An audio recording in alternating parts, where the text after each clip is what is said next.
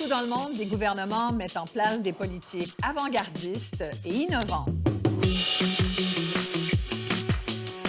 Les Pays-Bas ont fait le pari de maintenir les aînés le plus longtemps possible chez eux grâce à des soins à domicile ultra développés. Je viens voir mon père, s'il a besoin, alors je l'aide. Il me guide bien, il fait cela très bien. Le maintien de l'autonomie prolonge la vie. Il faut leur donner un traitement VIP. Il faut abaisser les barrières, pas en ajouter. We prefer to do just too little, but hope then that the patient says, I need some more help. Et je vois les ressources de partout, mais je sais pas comment faire pour connecter. En Belgique, la Wallonie offre un programme d'intégration qui permet aux nouveaux résidents d'acquérir des connaissances de base sur le fonctionnement de la société, la langue et les relations sociales. Comment expliquez-vous cette crise de l'accueil en Belgique des réfugiés? Il manque l'implication de la population locale. Vraiment donner les moyens, non seulement aux gens qui sont déjà là pour accueillir, mais les autres qui arrivent pour l'inclusion. Ce sont l'intégration et l'inclusion qui peuvent nous aider. Tu sais, je crois, ils volent nos jobs, ils sauvent nos jobs. Exactement. Oui, Ça, on saute dans le vide ensemble. deux initiatives inspirantes. Et justement, on se demande, est-ce que ça se peut ici, au Québec?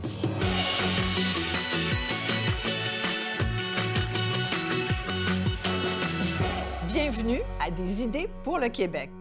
Des idées pour le Québec, c'est un plateau de discussion où on va vous proposer des idées inspirantes que nous sommes allés puiser un petit peu partout autour du monde et qui pourraient peut-être semer des graines d'action ici au Québec. Mon invité pour discuter avec nos experts d'aujourd'hui, c'est l'autrice Kim Thuy. Merci beaucoup d'être là, Kim. Bien, je suis très contente d'être ici. On va parler d'immigration aujourd'hui. On va parler de maintien à domicile des personnes aînées. C'est deux sujets qui ont été taillés sur mesure pour toi. Exactement. Tu les vis littéralement. Au quotidien. Au quotidien. D'abord, on le sait, ton roman « Rue », qui est devenu un film, a beaucoup marqué l'imaginaire québécois. Tu témoignais de ton expérience d'immigration ici. Oui. Et tu vis aussi en intergénérationnel avec tes parents et avec tes beaux-parents. Oui, les deux. Puis ils sont à 2 minutes les uns des autres. Donc, je suis vraiment au centre et j'ai tous les parents au quotidien. C'est extraordinaire. Bien, merci d'être là. C'est un cadeau que tu nous fais. Je vais vous présenter tout de suite nos deux experts pour discuter du thème, justement, de maintien à domicile des personnes aînées. Joanne Castonguay, qui est la commissaire en santé et bien-être du Québec. Merci, Joanne Castonguay, d'être avec nous. En plus, vous avez eu le mandat, il y a 2 ans, de vous intéresser à l'offre de soins à domicile. Vous allez nous faire part de vos conclusions. Philippe Voyer est vice-doyen aux études de premier cycle et à la formation continue à l'Université Laval. Merci, Philippe Voyer, d'être là. Et vous conseillez le gouvernement du Québec pour la création des maisons des aînés, des nouvelles maisons des aînés qu'on voit de plus en plus au Québec. Merci d'être là. Et si vous le voulez bien, tout de suite, on va aller voir un peu cette idée inspirante qui nous vient des Pays-Bas, voir un peu comment, là-bas, ça s'inscrit dans tout un programme de maintien à domicile.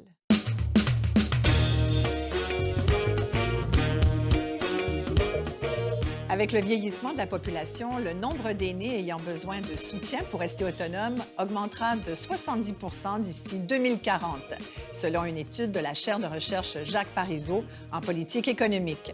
42 500 nouvelles places devront donc être créées dans les résidences pour personnes âgées ou en CHSLD. C'est plus du double du nombre actuel.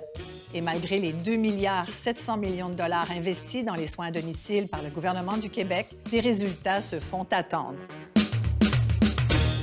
Miser sur les soins à domicile, c'est le pari des Pays-Bas.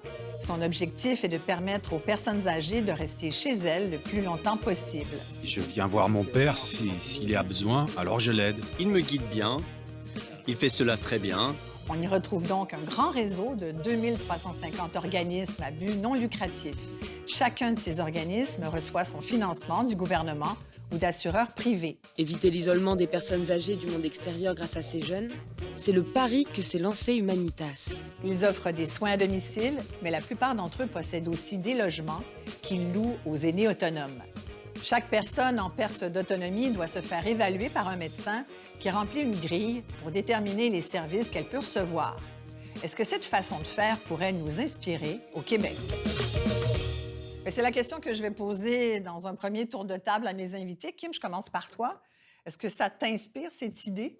Ah oui, tout à fait. Et j'essaie de le faire déjà à mon échelle, là, c'est-à-dire juste mon petit village à moi, mes contacts à moi, mon réseau à moi. Parce que si tu il y a tes parents qui habitent à À côté côté. de chez toi. Oui, eux, ils Vraiment n'ont très, pas très besoin près. de soins. Et ils ont une vie sociale plus active que la mienne. Donc, ça va, j'ai pas besoin de les occuper. En fait, il faut que je prenne presque rendez-vous avec eux pour les voir, alors que les parents de mon amoureux sont plus âgés un peu. Ils ont 86 et 89 ans, avec une mobilité peut-être un peu réduite. Donc, ils ont besoin un peu plus de soins, un peu plus d'aide. Et vous vivez vraiment ensemble. Tout à fait. On a transformé au rez-de-chaussée le salon et la salle à manger Ouais. en 2 chambres, ensemble pour eux. Et puis, heureusement, il y a une extension là, où on peut avoir la salle à manger derrière, mais ils sont vraiment au milieu de l'action. Je voulais pas qu'ils soient à côté. Il fallait qu'ils ressentent la vie, qu'on court les escaliers, qu'on prenne les appels, qu'ils nous entendent sur Zoom et tout ça, et le travail qu'on fait. Alors, oui, tout à fait. Ouais. J'ai dit Et à ça mon fait chum, 1 an que vous vivez comme ça, à peu près? oui. Et puis, on adore. Mais en tout cas, moi, j'adore. Je sais pas si eux, ils sont contents. Mais je considère encore que c'est un cadeau d'avoir réussi à les convaincre. Parce qu'au début, ils n'étaient pas convaincus que c'était une bonne idée? Non, parce qu'ils sont habitués à leur indépendance, d'une certaine façon, et puis leur bulle. Hein, au Québec, on a cette expression, d'ailleurs, t'es dans ma bulle. Donc, l'indépendance est très, très importante. Ou sinon, l'intimité de 2 personnes. Et puis, comment je dirais ça? Ils sont un peu vulnérables à cause de leurs besoins en soins. Et d'arriver avec une nouvelle fille qu'ils ne connaissaient pas très bien et de s'exposer tout de suite en vulnérabilité. Tu vois, de partager. Bien, vivre cette ensemble, intimité. c'est quelque chose de... Ben oui, tu sais, on se voit en c'est- pyjama, là. Ouais. Puis on se voit pas coiffé le matin, puis on se voit malade. Joanne Castonguay, bon, après l'expérience de Kim, on se dit, mon Dieu, magnifique modèle. En effet. Aux Pays-Bas, justement, ils ont relevé le défi de maintenir le plus longtemps possible les personnes aînées à domicile. C'est aussi le souhait des Québécois. Absolument. On a fait une enquête auprès de la population québécoise et on a aussi consulté un forum de citoyens et c'est tout à fait en lien avec ce qu'ils nous disent. Mais c'est vrai, mais pas à n'importe quelle condition. C'est-à-dire que lorsqu'ils sont en toute fin de vie, là, lorsque la perte d'autonomie est la plus grande, là, ça devient moins évident que c'est ce que les gens souhaitent. Et d'ailleurs, aux Pays-Bas, ce qu'on voit, c'est que les maisons des aînés, ou l'équivalent de nos CHSLD, finalement, sont des endroits, c'est pour la fin de la vie. Ouais. Eux, ils disent, c'est vraiment le Eux, ils le destiné. reconnaissent. C'est ça, exactement. et c'est vraiment destiné à la toute fin de la vie. Philippe, voyez, vous connaissez bien cette initiative inspirante des Pays-Bas. Oui, c'est un pays que je connais bien, que je suis allé à plus d'une reprise voir les fermes Alzheimer, les villages Alzheimer, les modes de financement du maintien à domicile. Puis dans l'histoire que vous évoquez un peu, la vôtre, là, il y a une démonstration des ressources, des capacités de la personne. Parce qu'il y a tout un envers de la médaille qui est aussi, qu'il ne faut pas oublier, la capacité des proches aidants. On a beaucoup d'études sur l'épuisement des proches aidants, la détresse des proches aidants, l'absence de services pour eux. Vous savez, on a des études qui sont publiées depuis plus de 15 ans sur les taux de mortalité prématurée de proches aidants. Fait que, quand les gens arrivent dans les situations réelles d'un proche de 85 ans, mais qui a la maladie d'Alzheimer, qui se lève la nuit et que la famille, les enfants sont éloignés, bien, c'est là que les autres ressources. Alors moi, je suis plus dans un discours beaucoup d'avoir des options. Il faut avoir des options pour que des situations comme vous vivez, vous puissiez la vivre et qu'on vous soutienne bien. Mais il y a des gens qui sont isolés dans les milieux des fois ruraux, même en plein centre-ville de Montréal, peu de capacité financière, peu de mobilité. Et eux, le maintien à domicile, c'est peut-être pas la meilleure solution pour eux. Et là, il vient d'autres ressources. Mais le problème, c'est des fois, on a des problèmes d'accès financier à ces ressources-là, que ce soit des RPA, par exemple, ou encore des places en ressources intermédiaires. Donc, moi, j'aime beaucoup, au niveau des Pays-Bas, c'est que vous avez nommé plusieurs organismes. Ouais, il y a au moins Donc, 3 options. Oui, puis il y a une pluralité. Et il y a 2350 Quand au BNL. Quand on voit les pays européens qui fonctionnent bien, il y a aussi la Suisse qui est dans le même alignement. c'est que les gens, ils peuvent décider d'avoir un appartement protégé à proximité d'un de leurs centres d'hébergement pour avoir accès médical. Il y a le maintien à domicile, mais il y a beaucoup aussi de sources de répit. Centre de jour, centre de soir, courte durée, moyenne durée. Il y a des camps de vacances pour les gens qui ont maladie d'Alzheimer. Fait que moi, je m'intéresse particulièrement aux gens de 85 ans et plus. Ce groupe-là, on va passer de 221 000 à 725 000 personnes. Ouais. Okay, fait que ce groupe-là, là, il y a des pertes d'autonomie importantes. Il y a 25 à 30 qui ont des troubles neurocognitifs majeurs. Fait que moi, je peux vous dire que je rencontre aussi beaucoup de proches aidants qui, eux, se sentent coupables parce qu'ils n'ont pas toute votre capacité.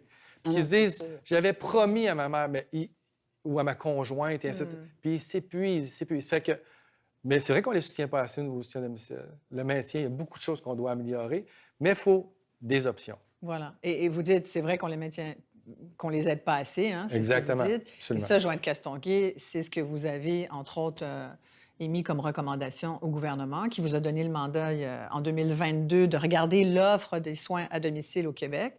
Vous avez fait un travail qui vous a amené à conclure que c'était pas évident. En fait, il y a un manque d'efficacité. Ouais. Il y a, en fait, l'accessibilité au système est excessivement difficile. Mais c'est pas à cause que les soins qui sont donnés ne sont pas bons ou que les gens sont non compétents. Au contraire, c'est vraiment l'organisation qu'il y a derrière. C'est les règles, la réglementation qu'il y a alentour. C'est la façon dont les contrats sont donnés. C'est-à-dire qu'on a des fournisseurs d'aide domestique, on a des fournisseurs de soins personnels, les soins infirmiers. C'est toutes des firmes indépendantes.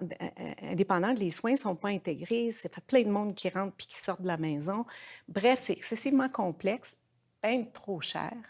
Il y a beaucoup de ces activités-là qui peuvent être faites par la même personne. Ça crée des liens et vraiment, ça améliore la qualité du service. En fait, ce que vous avez dit dans vos rapports, c'est manque de plan, manque d'efficacité, manque de planification. Exactement. Et en fait, le système a été bâti à mesure qu'il y avait des besoins. Puis là, on voyait qu'il y avait un besoin. Alors, et les différents programmes de financement sont orientés vers les prestataires plutôt que d'être orientés vers les besoins de l'usager. Alors, tu as un programme de financement si tu as des soins communautaires, tu as un programme de financement si tu reçois tes soins des entreprises d'économie sociale. C'est un autre programme si c'est toi qui vas chercher de l'aide directement. Bref, c'est toujours des programmes différents. Alors, ça devient excessivement complexe, non seulement pour l'usager lui-même, pour le proche aidant, lui, il doit coordonner tout ça. Donc, ça ajoute à la complexité de sa tâche. Ouais. Et même les personnes qui sont dans le milieu ne s'y retrouvent plus. Alors, c'est vraiment une grande complexité.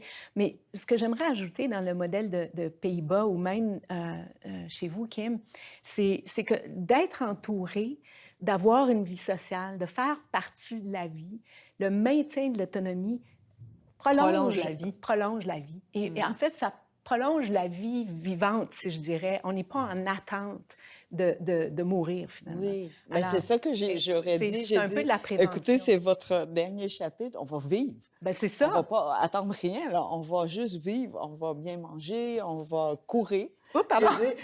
Tu dois leur faire la cuisine. Oui, puis je leur dis surtout, j'ai dit, je ne sais pas ce qui va nous attendre. Ouais. On y va. On saute dans le vide ensemble. Et j'ai la chance d'avoir un réseau, je vous dirais, que je construis depuis très longtemps. Déjà pour mon fils autiste, je sais d'avance que je ne suis pas capable de relever le défi seule. Et donc, je suis très, très entourée, je vous dirais, un grand réseau. Oui, mais c'est vrai que... Allez-y, mais Philippe. c'est ça, ce que Joanne disait, qui s'était fait à la pièce, ça, c'est vraiment une problématique. Parce que dans plusieurs projets d'innovation qu'on travaille pour changer les choses, on parle avec les directeurs ou directrices SAPA, là, au niveau de la perte d'autonomie, et eux-mêmes nous disent, là, écoutez, là, gérer les différents programmes, là, c'est rendu une lourdeur. Donc, on nomme des adjoints, des adjoints, des adjoints qui sont... Donc, plusieurs personnes pour chacun de ces programmes-là. Puis en plus, il y a des programmes pour l'aménagement, par exemple, du domicile qui vont être importants, qui vont être gérés par d'autres secteurs que la santé, la municipalité, l'habitat, des choses comme ça, ce qui fait que ça devient très complexe pour faire le maintien à domicile parce que, justement, il y a plein d'organismes impliqués, puis on ne détient pas non plus toutes les manivelles, si on veut, là, pour vraiment favoriser ce maintien à domicile-là. Versus que si l'argent allait davantage à l'individu, bien là, les gens, si on regarde un peu, je reviens avec le modèle de la Suisse, eux, les gens vont téléphoner Et on a des gens qui vont les aider à naviguer à travers ça. Qu'est-ce que vous avez besoin? Donc, ce n'est pas à eux à chercher quel service, c'est qu'ils disent, voici les besoins que j'ai, OK, on va s'occuper de vous. Donc, c'est des navigateurs de soins, si on veut, et ils vont aller les chercher, puis ils vont organiser les soins pour cette personne-là. Fait que si elle dit, ben, par exemple, le prochain aidant, il va dire, ben moi, j'aimerais ça garder ma conjointe là, à mon domicile jusqu'à la fin de mes jours, mais si je pouvais quand même pouvoir aller jouer au quai encore le lundi après-midi, y aurait-il moyen d'avoir quelqu'un qui vienne? Puis le jeudi soir, c'est les bridges avec les amis, ça serait vraiment super. Puis ma conjointe, elle se lève la nuit, après ça, elle est dormir quelque part d'eux. Alors eux, là, dans une semaine typique, ils peuvent offrir tous ces services-là, mais semaine après semaine, tout le temps. Et c'est remboursé par l'assureur qui est financé par le public. Mais il y a des fondations, il y a des entreprises privées, il y a des organismes communautaires. Tout le monde met l'épaule à la roue pour offrir une diversité de services. Mais tout le monde se parle, tout le monde est au courant. Donc, oui, parce que tu as le navigateur qui, lui, dans le fond, s'assure de répondre aux besoins. Est-ce que ça se peut, ma fameuse question, est-ce que ça se peut ici au Québec? Ça se peut, ça? Bien, en fait, pour le moment, c'est pas encore là. Non. Mais je dirais que ça fait partie des recommandations que vous avez faites, qu'on fait. Oui, exactement. Et en fait, c'est inspiré notamment des Pays-Bas. C'est-à-dire que les Pays-Bas ont un bureau de soins. C'est l'endroit où en fait, il y en a un par région, et c'est l'endroit où les individus vont lorsqu'ils commencent à avoir des besoins. Alors, ils vont pour s'informer. Ils ont des registres. On a un registre qui donne accès à toute l'information, tous les services qui sont disponibles. Et il y a effectivement un agent qui aide les individus à déterminer quels sont vos besoins puis trouver les prestataires de soins. Et c'est aussi eux qui vont gérer le contrat. C'est-à-dire qu'ils vont aider la personne à gérer la relation avec le contractuel ou l'organisation qui va offrir les services. Alors, ils ne sont pas complètement laissés à eux-mêmes. Et c'est aussi eux qui vont avoir le rôle de faire le lien avec le système de santé. Et en termes de coûts? Parce que maintenir quelqu'un à domicile, ça, c'est documenté. On sait que c'est beaucoup moins coûteux que d'avoir quelqu'un dans le système de santé, CHSLD, qui a besoin de grands soins de santé, là, coûteux. En moyenne. En moyenne, parce qu'il y en a... En fait, la recommandation est vraiment d'offrir des soins à domicile jusqu'à concurrence des coûts qui seraient équivalents à celui de demeurer en CHSLD, si on veut, en hébergement. Mais une affaire qui est intéressante aux Pays-Bas, c'est que ce système-là, il a été développé justement parce qu'ils n'avaient pas assez de maisons d'hébergement pour les personnes âgées. Alors, ils se sont dit, on va miser sur les soins à domicile parce que c'est moins coûteux en moyenne. Puis en plus, c'est moins coûteux non seulement pour l'organisation, mais c'est moins coûteux en termes puisque tu fais de la prévention, tu es moins longtemps dans une situation de grande dépendance. Alors, la solution semblait la bonne et ils ont donc misé sur le soutien à domicile. Alors que nous, on n'a pas encore pris cette décision-là encore. J'ai l'impression que c'est par la force des choses.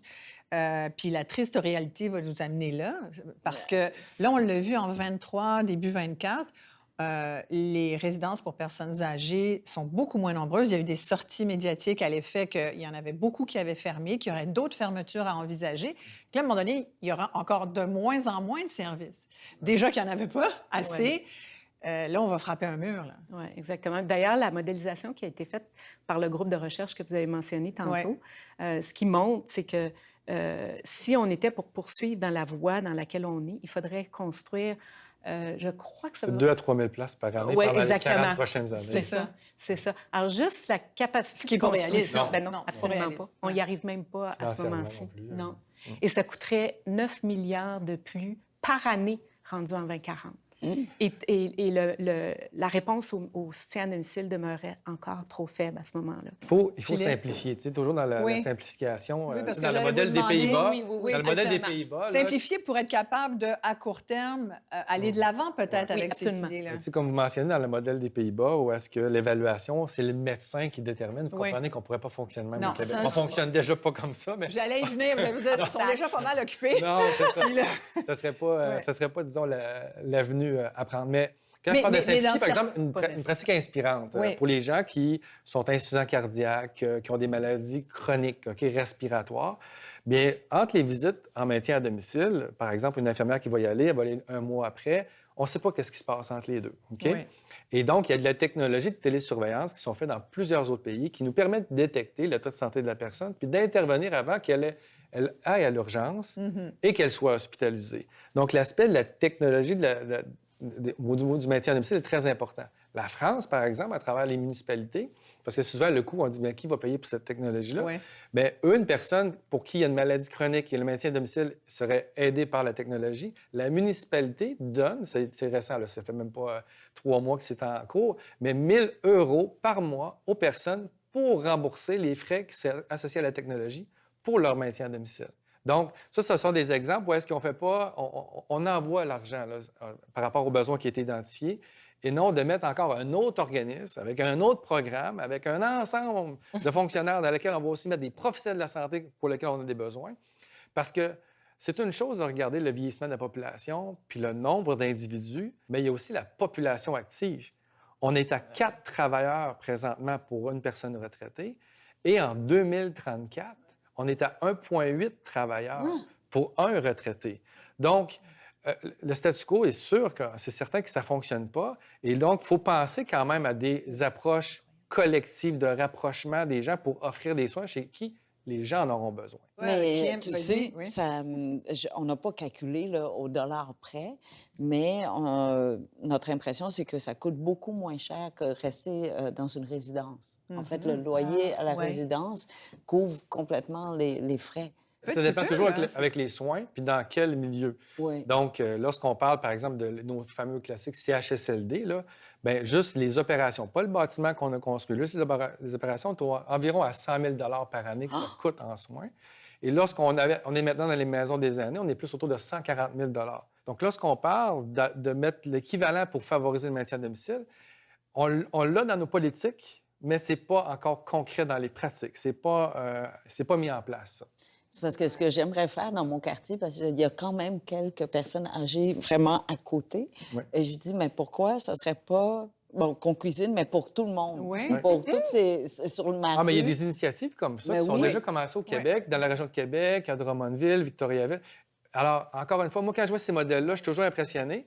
Des fois, les gens vont dire, vous voyez, c'est ça qu'on a besoin pour tous les années du Québec. Je dis, non, vous, c'est votre recette. C'est ça. Il y a des gens comme vous, mais c'est pas pour tout le monde. Il y en a qui vont aimer mieux leur maintien à domicile, tout ça dans leur appartement. Il y en a qui vont aimer mieux le modèle des RPA. Il y en a qui ont vraiment besoin, quand les gens ont des troubles cognitifs importants. Des fois, les gens, le couple, moi, des situations, je connais, le couple a les deux des troubles neurocognitifs majeurs. Donc, à un moment donné, il y a des aspects de sécurité non plus qu'on ne peut pas maintenir dans ces cas-là le maintien à domicile. Parfois, parce que même aux Pays-Bas, il faut le dire, ils ont leur centre d'hébergement. Moi, j'en ai visité. Ils en ont avec leur long corridor comme nous. Ils ont leur village d'Alzheimer qui se compare à nos populations, mais ils ont davantage développé quand même le maintien à domicile. Mais c'est une autre approche complètement. Je voyais que dans certaines résidences, aux Pays-Bas, il y a des chargés d'innovation. C'est-à-dire dans les outils à offrir, là, justement, aux gens, leurs besoins. On leur pose des questions, puis on est tourné vers l'avenir. On n'est pas... C'est une autre approche complètement. C'est une autre façon de voir la vieillesse, par exemple. C'est ça, c'est que, tu sais, il y a différentes organisations. Il y a des gens, un individu privé qui décide de créer une ferme Alzheimer que j'ai visitée, qui était absolument exceptionnelle. Puis évidemment, ça ne ressemble pas à un centre d'hébergement classique. Le monsieur, il venait du secteur alimentaire. Il y a eu 3 personnes dans sa famille qui ont eu la maladie d'Alzheimer, puis qui a décidé de se lancer là-dedans avec sa fille qui avait fait un doctorat en gérontologie. Puis ils ont été financés par le gouvernement. Et il y a des photos avec le roi, parce qu'ils ont un roi, qui était fier que c'est leur modèle, mais ils ont aussi le village Alzheimer. Fait qu'il y a des pays qui ont des dynamiques d'innovation beaucoup plus grandes. Puis lorsqu'on parle du Danemark aussi, qu'on le cite souvent en exemple, bien, c'est la même chose aussi dans laquelle le maintien à domicile est extrêmement avancé, avec des décloisonnements des pratiques énormes. C'est sûr, ils n'ont pas les mêmes ordres professionnels que nous. On a des enjeux qui sont différents. Mais j'aime toujours rappeler que quand même si c'est le modèle qui favorise le plus, à mes yeux, le maintien à domicile, il y a quand même environ, si on prenait une règle de 3 avec le Québec, on aurait 1/3 moins de places en lit d'hébergement au Québec. Donc, on aurait quand même, au lieu d'avoir 45 000, 48 000 places, on se retrouve de 30 000 lits d'hébergement. Donc, il faut quand même se rappeler qu'on ne tombera pas à zéro, jamais, au niveau de l'hébergement. Non, absolument pas. Mais ce que j'étais pour dire, c'est qu'il y a énormément de très belles initiatives ici au Québec qui ressemblent à ces modèles-là. Et généralement, ces initiatives-là vont être financées soit par des fonds de développement, des fonds de recherche, des fonds, aussi des fonds communautaires, caritatifs. Et on va développer des projets pilotes. Puis l'objectif est de faire une démonstration, mais la difficulté, c'est qu'une fois que le projet est fini, on n'a pas de capacité d'intégrer ces modèles-là dans les modèles courants.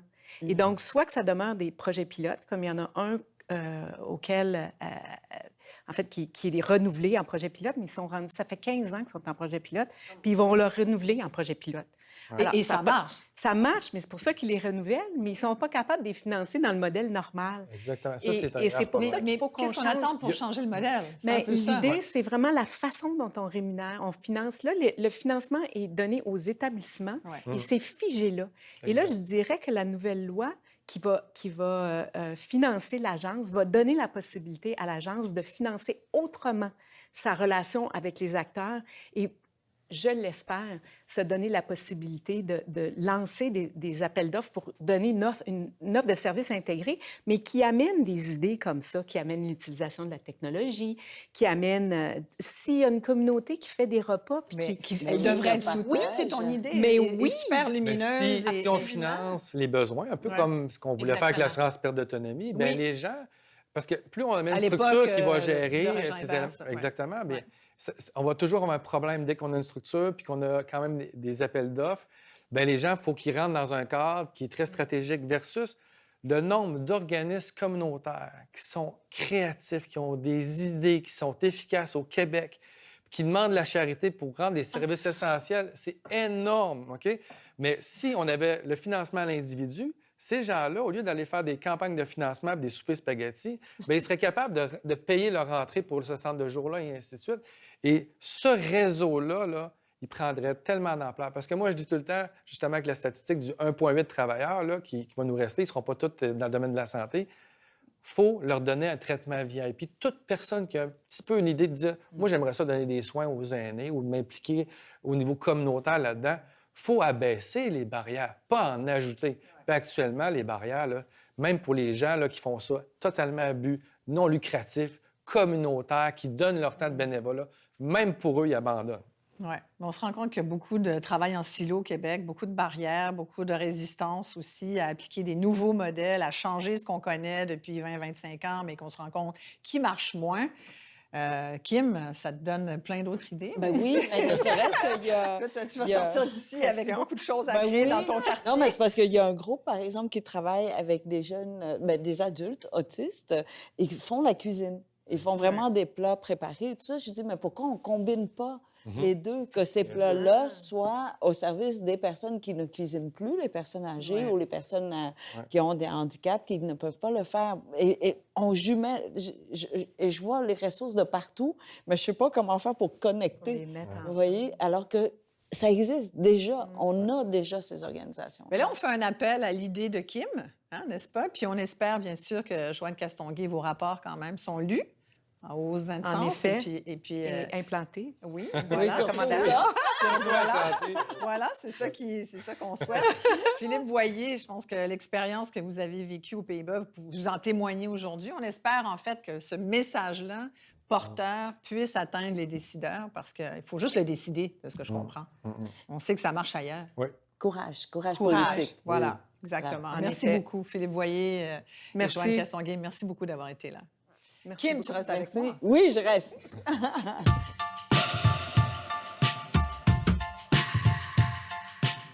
L'Écosse est devenue en 2022 la première nation à distribuer gratuitement des tampons et des serviettes hygiéniques. There were no votes against, there were no abstentions. The motion is agreed and the Period Products Free Provision Scotland Bill is passed. Grâce à l'application mobile Pick My Period, les points de distribution sont facilement identifiables. Tous y participent, pharmacies, centres jeunesse et bien sûr, les écoles et les universités. Le coût annuel de cette mesure, 24 millions de livres, soit l'équivalent de 40 millions de dollars canadiens. Period dignity for all isn't radical or extreme. It's simply the right thing to do. Pour les Écossais, c'est le prix à payer pour normaliser la menstruation et lutter contre la précarité menstruelle. Ailleurs en Europe, la France a aussi voté la gratuité d'un produit fort utile, le condom.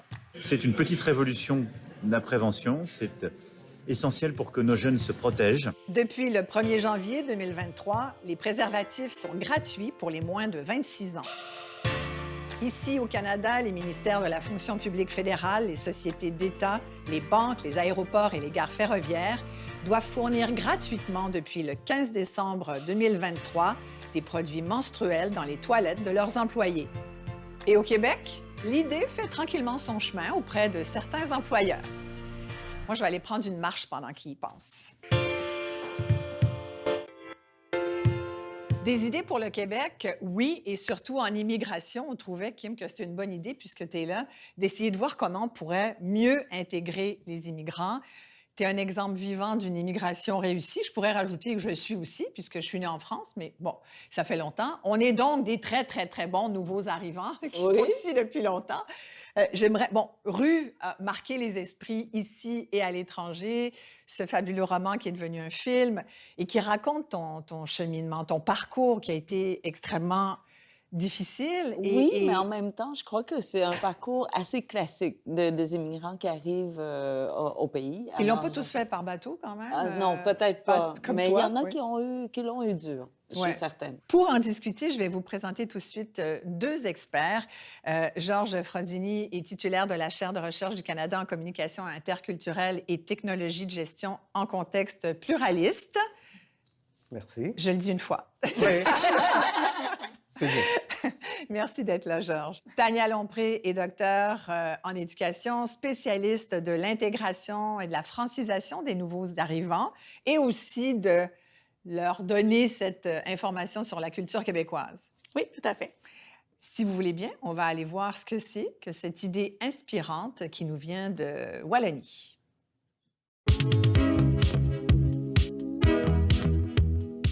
La question de l'intégration des immigrants est au centre de l'actualité au Québec. Comment pouvons-nous faire pour mieux les accueillir et leur permettre de bien s'intégrer dans notre société?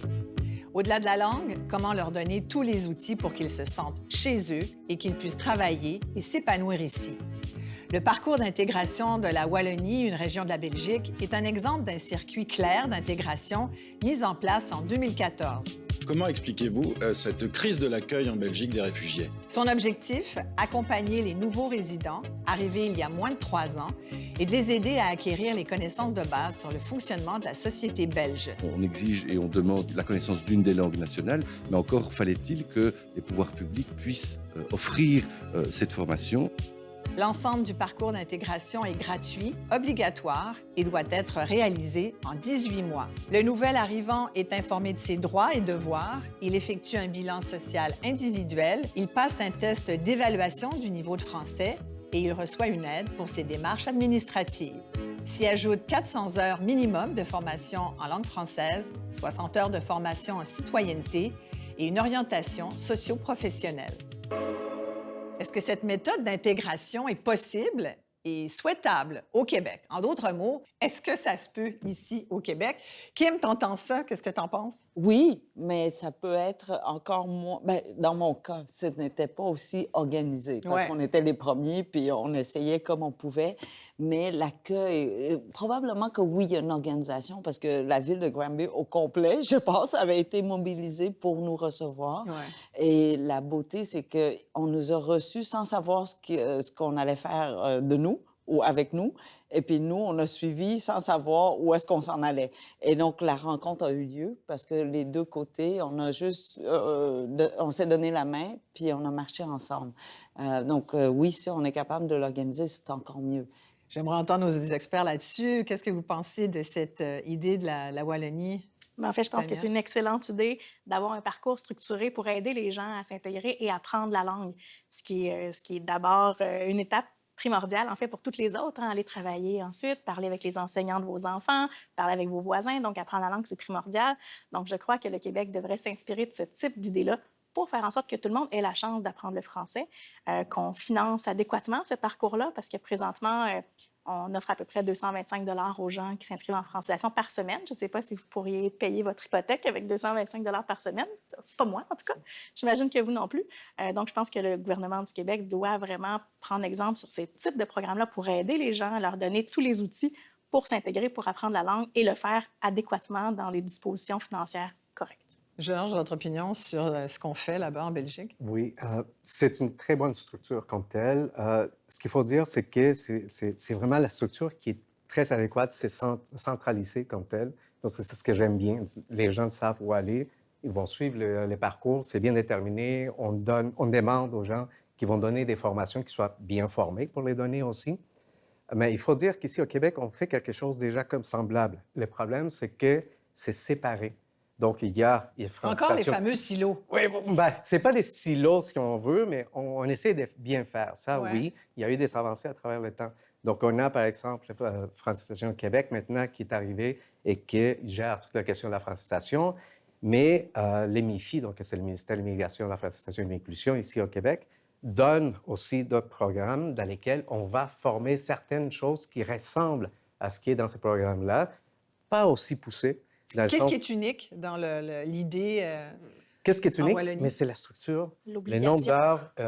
Il y a oui, l'obligation, oui ou non, dans le sens que ici au Québec, si on veut continuer et appliquer pour d'autres programmes par la suite, il faut suivre une certaine formation qui donne, mais que c'est donné à des groupes communautaires. Mais jamais obligatoire. Mais C'est ça, parce que là, on sent bien. c'est En Wallonie, pas c'est un obligatoire, vrai oui, plan, c'est là. vrai. Il y a une ça, c'est vraie vrai, démarche, mais là. On le il y a une voyait tout à l'heure. incitation. Il y a une incitation dans le sens qu'il faut les suivre quand même pour pouvoir par la suite appliquer à d'autres programmes comme tels. Donc, là, il y a l'obligation, parce que les gens savent qu'on doit suivre ça pour pouvoir continuer à appliquer à d'autres. Ouais. Mais, et d'ailleurs, il y a une obligation, et s'il y a un non-respect de cette obtention d'attestation dans les 18 mois, hein, ce qu'on a vu, il faut l'obtenir dans les 18 mois, il faut faire ce parcours d'intégration à Wallonie en 18 mois. Si on ne le fait pas, il y a une pénalité. Donc, toi, ce bout-là, là, de l'espèce de « il faut le faire, c'est obligatoire, et si vous ne le faites pas, bien, vous êtes pénalisé, c'est 2 500 €. Ça peut aller jusqu'à 2 500 €. Tu es Mais en d'accord fait, avec ça? Je ne pense pas que les gens devraient avoir des amendes. Là. Il peut y avoir plein de choses dans la vie qui font en sorte que peut-être que dans le premier 18 mois, on n'est pas en mesure de le faire, mais je crois quand même qu'il faut avoir une structure pour donner un certain niveau d'autonomie langagière aux gens.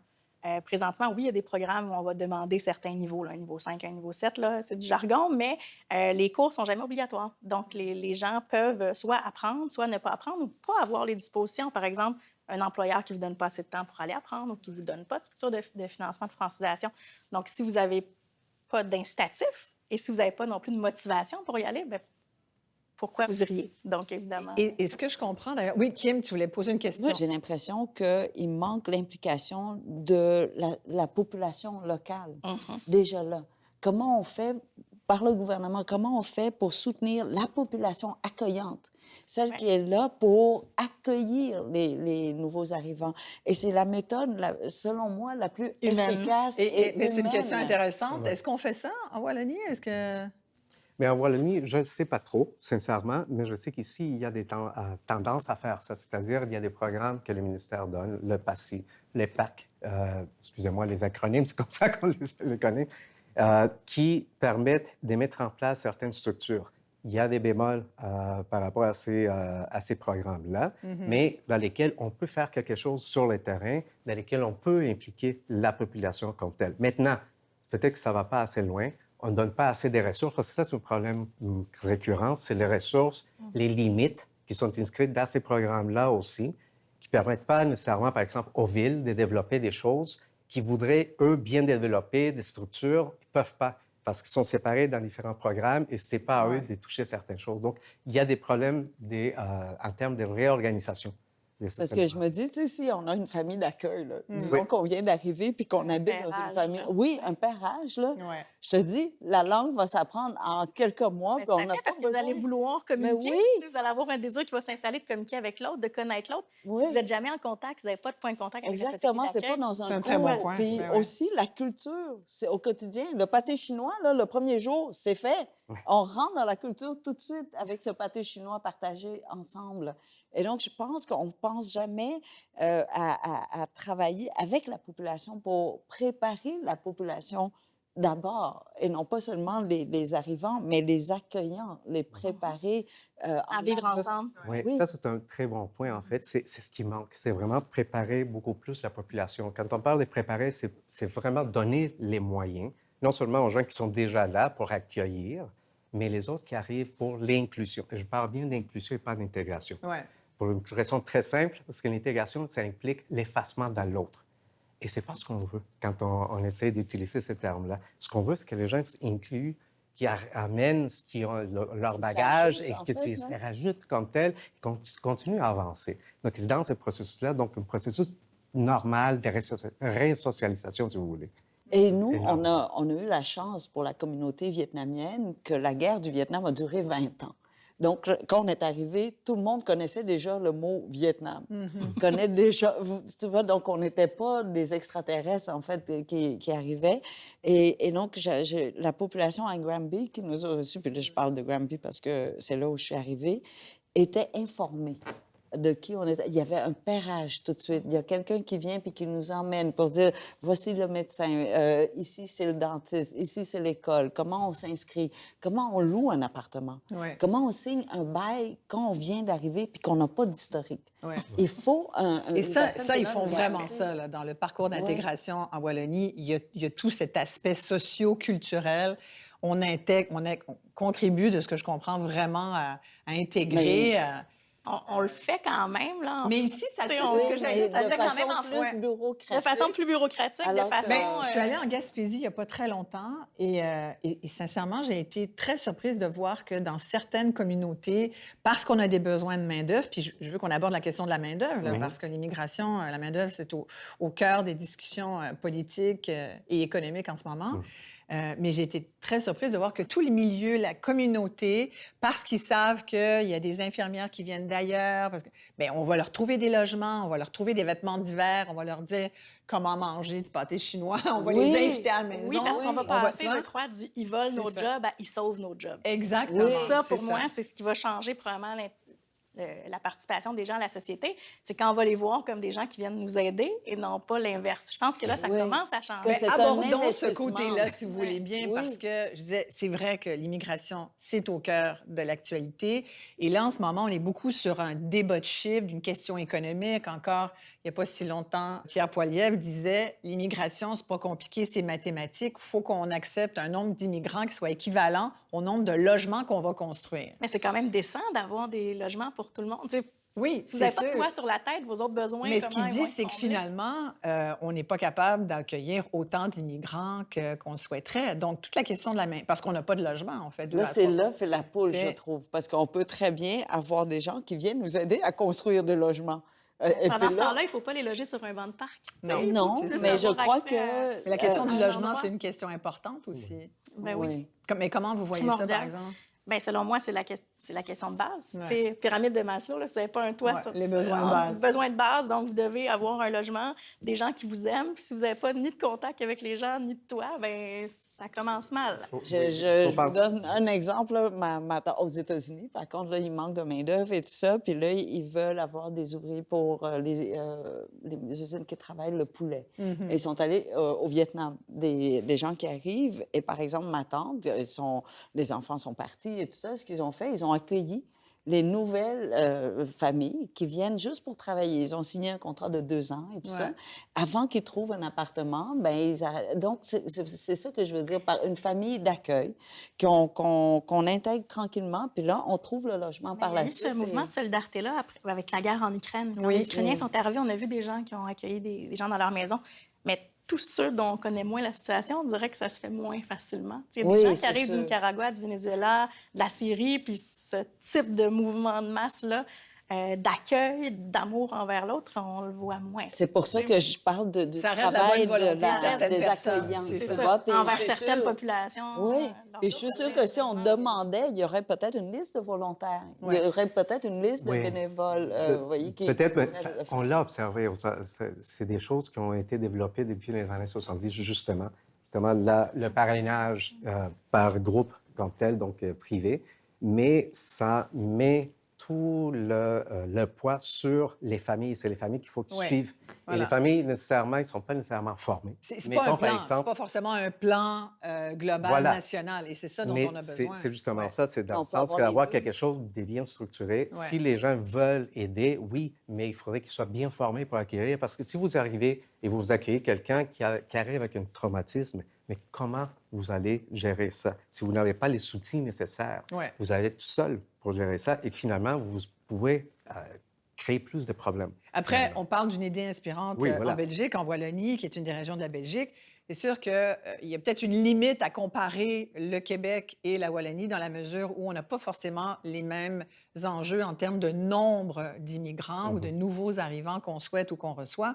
Par exemple, j'ai des chiffres. En 2019, le parcours d'intégration wallon a accueilli 3000 personnes, dont 60 ont obtenu leur attestation. Au niveau du nombre, puis c'est là toute la question politique et aussi économique, c'est quoi le bon nombre? C'est quoi le bon chiffre? Et il n'y a pas si longtemps, il y a des économistes, d'ailleurs de la Banque nationale, entre autres, qui disaient plus ça va et plus, dans le fond, c'est une espèce de leurre démographique, c'est même un piège démographique que de calculer en nombre d'immigrants. Il faut plutôt regarder notre capacité aussi à bien les accueillir. Le fameux en prendre moins, mais en prendre soin, qui a déjà été un bon slogan qu'on suit moins aujourd'hui. Quelle est votre opinion là-dessus, tous les trois? Mais c'est très problématique. La sortie de ces personnes-là, c'était très problématique. On a Parce que laissé ce des que ça choses... dit, Georges, ça dit que si on prend trop d'immigrants, si on accueille trop, on s'appauvrit. C'est un peu ça leur façon de... Ça, c'est vraiment une mauvaise conception. Dans le sens que, dans le passé, on a déjà accueilli beaucoup de monde, OK, dans une période de très courte Mais jamais période. autant qu'en ce moment. J'ai des chiffres, Si vous, là, si depuis... vous regardez, si vous retournez un siècle en arrière. Ah ben Donc, oui, un siècle. Mais depuis voilà. 1900, fin des années 50, on n'a jamais eu autant de boom Oui, démographique. depuis les années 50, mais si vous retournez même avant, ben oui, on a c'est eu sûr. plus d'1 million de personnes qui Oui. sont arrivées Oui, très oui. rapidement comme telles. Et on a pu les accueillir, les inclure comme telles par la suite. Ils ont collaboré justement au développement du pays. C'est ce qu'on oublie par la suite. C'est vrai. Sauf que dans ce que les gens ont mentionné, ce qu'on a oublié, c'est qu'on a oublié de mentionner tous les déficits des investissements d'infrastructures en termes d'investir dans les logements sociaux. Ouais. Ça n'a pas été là. Ouais. Les normes laxistes aussi concernant l'augmentation des loyers, c'est pas mentionné. Tout à fait. Toute la question, par exemple, ou les zones de construction, etc. Donc, toute la question des normes, c'est pas du tout mentionné. Et le fait qu'on utilise la question de l'immigration comme bouc émissaire à chaque fois, mais ça, c'est très problématique. Parce que c'est pas parce qu'ils sont là, qu'ils sont arrivés, que eux, c'est la cause de ce problème-là. Un exemple. Si ce serait vrai en termes des nombres d'immigrants qui arrivent et que c'est ça que ça crée le problème, mais ici à Montréal, la pénurie des logements et les problèmes, ce serait encore plus grand qu'ailleurs. Pourtant, statistiquement, ça reste pareil. Et ça, il y a une étude à l'IRIS qui vient de sortir il n'y a pas si longtemps qui démontre ces choses-là. Comme telles. Donc, vous voyez, il faut faire attention par rapport au discours, ce qu'on avance, et ce qu'on regarde vraiment, ce qui arrive. Mais ce que les économistes disent, en tout cas, c'est qu'on aurait une capacité d'accueil au Canada entre 300 000 et 500 000. Oui, mais c'est et très qu'au-delà difficile. de ça, C'est très difficile. c'est là où il y aurait des pressions indues économiques sur tout le monde. Et c'est ça qui fait peur aux gens. Parce que quand il y a une espèce, vous avez raison, on parlait de bouc émissaire, j'ai l'impression que Tania et Kim, je voudrais vous entendre aussi là-dessus, là, aujourd'hui, autant on était très accueillant avant, autant aujourd'hui, on sent comme il y a une espèce de resserrement de la population qui dit, ben oui, mais moi-même, j'ai de la misère à me loger, fait qu'avant de donner un logement à un nouvel arrivant, je vais essayer, moi, de contrôler mon problème puis de ne pas payer des loyers à des tarifs qui sont... Alors, quelle est l'expression « zero sum »? C'est pas parce que les immigrants arrivent qu'ils prennent quelque chose. C'est un investissement pour nous tous, en tant que pays. Mais moi, je me fais l'avocat du diable ici. Là. Moi, je pense que, regarde, au moins, vous êtes immigrant, Georges? Oui. Bon. Tania, tu ne serais pas un peu Ma mère. immigrante aussi? Ma Bon, mère. tu vois, on vient tous un peu d'ailleurs. Fait que ça, cette notion-là, il faut l'inculquer plus, il faut la rappeler. Mais en attendant, il n'en reste pas moins qu'il y a un certain discours politique qui influence aussi. C'est ça, les c'est gens. parce qu'on utilise l'immigration comme bouc émissaire pour beaucoup de questions, mais il ne faut pas oublier que les Vietnamiens, on était 60 000 Vietnamiens qui sont arrivés dans une très courte période de temps, c'est-à-dire en 2 ans. Et la plupart sont restés au Québec en plus. Ouais. Donc, la pression était ici. Et on s'en est sorti, je pense. C'est un des exemples d'organisation réussie, mais vraiment dans tous les paliers gouvernementaux, fédéral, provincial, municipal et populationnel aussi. Oui. Et ça marche. Ça a marché, en tout cas. Ben, c'est pour ça qu'il faut reproduire ce type de modèle-là, puis recommencer à faire ce qu'on a déjà fait. Parce Qu'est-ce qu'on que l'a tu- déjà fait. Voilà. Oui. Comment tu Pourquoi ne vois pas le donc refaire? les changements à venir, Ben, Tania? moi, il y a des choses quand même qui m'inquiètent, comme ça, là, tu sais, quand on voit des débats sociaux comme ça qui lèvent qui ouais. sont en émergence, on ne Ouais, sait pas qu'est-ce que ça exact. donne, fait que ça fait toujours peur. Ouais. Mais je crois aussi qu'on doit regarder certains vecteurs importants, tu sais, est-ce que les gens peuvent travailler? Est-ce que les gens peuvent subvenir à leurs besoins? Est-ce qu'on peut avoir une épicerie adéquate? On peut Ouais. manger des légumes, pas seulement. Tu sais, est-ce qu'on peut avoir un toit? Tu sais, tout ça, je pense que ça doit quand même être vérifié. Puis c'est très difficile, hein, c'est des chiffres qui ne se comptent pas. Là. C'est très difficile d'aller voir quelle est On une peut capacité faire dire d'accueil. n'importe quoi aux chiffres. C'est ça, fait que c'est... Fais attention. Voilà. Mais Très qui doit dur. décider finalement? Mais collectivement, on doit décider. Ouais. Oui. Mais est-ce que les citoyens sont aptes à décider d'un nombre de... Non, c'est pas une question à nombre, c'est plutôt la question, c'est De la quel type manière. quel type Voilà. de société on veut. Ouais. Oui. C'est plutôt ça. Qu'est-ce qu'on veut? Qu'est-ce qu'on veut donner? Qu'est-ce qu'on est? Est-ce qu'on veut investir dans futur. cette aventure ensemble ou pas? C'est plutôt ça. C'est ce qu'on doit demander à la population, c'est pas le chiffre, c'est de dire est-ce qu'on embarque ensemble Voilà. ou pas? Ouais. Dans et je reviens encore avec Granby. Il y a une entrevue là, avec le maire de la ville avant qu'on arrive, nous, notre premier autobus, là, puis on dit qu'est-ce que vous allez faire avec tous ces Vietnamiens-là? Il dit on ne sait pas encore, mais on va les recevoir puis on va voir. Et je trouve que c'était la plus belle ouverture. Est-ce qu'on a encore ce luxe-là de dire on ne sait pas, mais on va voir? Peut-être. Ouais. Peut-être. Je pense qu'il mais- faut un plan quand même. Ouais. Ben, oui, puis Les- je pense que c'est dur à faire, ce type de plan-là. Puis je pense que Puis les malheureusement, besoins les de plans se main-d'œuvre, construisent peut-être, pendant ouais. que les avions volent. là, tu Oui, sais, voilà. mais, Très, très rapidement, avant de conclure, il y a quand même cet enjeu de la main-d'œuvre. Oui. Est-ce qu'on doit, puis une des questions, c'est notamment, est-ce qu'on veut des immigrants économiques, c'est-à-dire des immigrants qui viennent, et un des critères, ça va être, ils viennent parce qu'on a un travail. Moi, je me souviens, à l'époque, dans le milieu des années 70, on a été immigrants reçus ici parce que mon père était vétérinaire, ingénieur agronome, et on en avait besoin au Québec. En Bon, fait, la loi a changé après le malheureusement, gouvernement, ça- maintenant, quand les Mais vétérinaires est-ce que viennent, c'est ils ne ça? peuvent pas travailler. Non, Ben, c'est ils m'auraient ça, jamais c'est ça. Il y a choisi. toutes les notions de est-ce que le diplôme... Mais c'est une très bonne on question. choisit de ouais. plus en plus, tu sais, dans les grilles de sélection, pas dans les immigrants temporaires, mais les gens qui sont sélectionnés pour être ici, bien, on va chercher des gens qui ont des diplômes très hauts, Ouais. mais on ne leur donne pas l'accès au milieu du travail. Donc, Ouais. c'est un peu ridicule médecins d'aller qui chercher des conduisent médecins. J'en ai vu, moi, ouais. des centaines de médecins dans ma carrière qui doivent recommencer complètement leurs études, des vétérinaires, des dentistes. J'ai un ami dentiste en Colombie qui est en train de refaire toutes ses études, alors qu'on l'a choisi parce qu'il est dentiste. Ouais. Non, mais on m'aurait jamais choisi. Il n'y a personne qui a besoin d'une écrivaine, là, non? C'est pas dans aucune grille. Et donc, Mais c'est très vrai. je ne contribue rien à la société. On a toujours besoin des écrivains. Ça, c'est clair. Non, mais c'est vrai qu'elle aurait d'accord avec moi que je fais pas partie de la liste. C'est vrai, malheureusement, si vous aviez... Mais peut-être, si vous aviez un doctorat en études littéraires, Oh, on vous aurait donné des je suis points pas parce que vous sûre. avez un bon Ah, diplôme. non, mais c'est J'ai même intéressant. pas de doctorat. Mais rien. il faut avoir moins de 42 ans puis avoir un bon diplôme. Si vous Bon, me ben, c'est les permettez... critères aussi qu'il faut, C'est des qu'il faut critères qui existent. réévaluer. Mais si vous me permettez, ce que En je veux conclusion, les amis. peut-être, je ne sais On pas s'y si c'est prend la comment? conclusion. Il y a la comme telle. Wallonie, puis il y a le Québec. Mais ce qu'il faut comprendre, c'est qu'au Canada, on a toujours choisi. Depuis le début, Oui. OK? Depuis 1867, on a toujours choisi qui voulait rentrer. Ça a changé dans les années 60, on a rentré le système de points. Mais on continue à choisir. On choisit aujourd'hui une immigration qui est plus, disons-le, une classe sociale qu'on veut. Et C'est aujourd'hui, vraiment le Québec ça, la a son sélection. mot à dire dans ce choix, justement. Oui, ben, Oui, depuis les années 60, Voilà. oui. Oui, parce que la grille du Québec est différente de celle Oui, du Canada. aussi. exactement. Donc, Tout à le fait Québec avec a ça. droit à Tout ses un problème critères. avec ça. Ben oui, ça, c'est comme choisir les tomates. Tu sais, quand on va à l'épicerie, toutes les tomates se ressemblent. C'est pas intéressant, là. Tu sais, quand on va chez le fermier, il n'y a aucun plan qui donne exactement les mêmes tomates. Ou les œufs. Les œufs, Ou il y a les- tellement d'appellations d'œufs. Tu as envie de dire, Tu sais, mon Dieu, il y a quel, des quel gros- genre d'omelette que je veux. Oui, non, mais tu vois, Ouais. donc, j'ai comme un... Quand on m'a choisi, on ne savait pas. On a Mais juste donc, fait toi, un tu dis, il ne faut pari pas sur moi. choisir.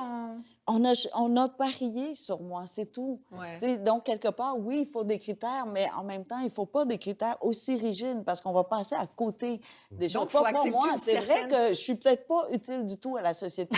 OK, c'est mieux de choisir une Vietnamienne qui est médecin, peut-être. Tu sais, qu'on voit tout de suite son apport à la société. Maintenant, ça va prendre 10 ans avant qu'on voit son accord. Y a-t-il des bémols à la question? Ben, moi, ça a pris Ouais. 30 ans ou 40 ans avant que je fasse quelque chose. Je voudrais vous Georges, souligner ouais. aussi qu'il y a un bémol par rapport à la question du choix, c'est parce qu'il y a un effet aussi sur le pays duquel proviennent les personnes. Ben C'est-à-dire oui, qu'on est ça. en train De vider d'extraire La matière les grise, cerveaux qui sont là. Mais ça, c'est et tout on un autre appauvrit débat aussi, ces tout à sociétés-là fait, aussi. oui. Donc, ça, il faut le prendre en compte En aussi, allant parce qu'il y a les chercher effets des internationaux aussi. infirmières, des Ouais. médecins, Ah non, des ça, c'est gens sûr. très Ça, c'est une instruits. question d'éthique qui est une des sous-questions. Mais je pensais que vous alliez, Georges, dans l'élément aussi de dire, ben là, l'immigration se rend compte de tout notre débat de société, voit qu'on est tiraillé, c'est pas clair notre affaire. Il y a beaucoup de gens aussi qui seraient venus et qui, aujourd'hui, ils repensent à 2 fois parce qu'ils savent très bien qu'on a des problèmes d'intégration et d'accueil. Ou ne Et serait-ce ça, que c'est un enjeu. les problèmes à passer à travers le système. Voilà, oui. Simplement. Pour pas savoir si ça va aboutir. Tantôt, on parlait, quand on est dans une liste d'attente moyenne de 30 mois pour un demandeur d'asile pour avoir une réponse. Mais c'est En incroyable. Wallonie, on dit parcours d'intégration, francisation. Je rien que mon idée inspirante quand même. 18 mois.